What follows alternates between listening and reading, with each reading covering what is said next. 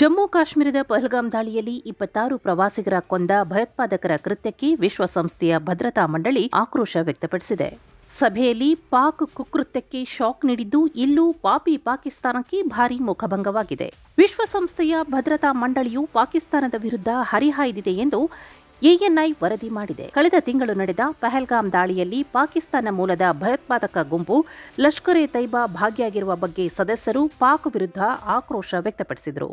ಜಾಗತಿಕ ಭದ್ರತಾ ಸಂಸ್ಥೆಯ ಸದಸ್ಯರು ಪಾಕಿಸ್ತಾನದ ಪರಮಾಣು ದಾಳಿ ಬೆದರಿಕೆ ಕ್ಷಿಪಣಿ ಪರೀಕ್ಷೆಗಳ ಬಗ್ಗೆಯೂ ಕಳವಳ ವ್ಯಕ್ತಪಡಿಸಿದ್ದಾರೆ.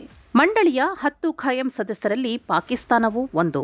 ಭಾರತದೊಂದಿಗಿನ ಉದ್ವಿಗ್ನತೆಯನ್ನು ಗಮನದಲ್ಲಿಟ್ಟುಕೊಂಡು ಯುಎನ್ಎಸ್ಸಿಯ ಗ್ರೀಕ್ ಅಧ್ಯಕ್ಷತೆಯು ಶಾಂತಿ ಕಾಪಾಡುವಂತೆ ಮನವಿ ಮಾಡಿತು.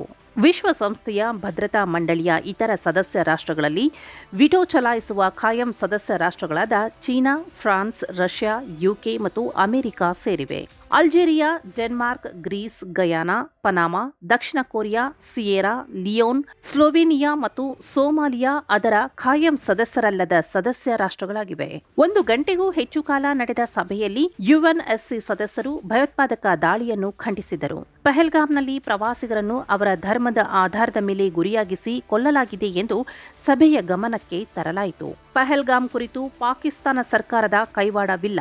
ನಾವು ಶಾಂತಿ ಬಯಸುತ್ತೇವೆ. ಭಾರತದೊಂದಿಗೆ ದ್ವಿಪಕ್ಷೀಯವಾಗಿ ತನ್ನ ಸಮಸ್ಯೆಗಳನ್ನು ಬಗೆಹರಿಸಿಕೊಳ್ಳಲು ಅವಕಾಶ ಕೊಡುವಂತೆ ಬೇಡಿಕೊಂಡಿತು.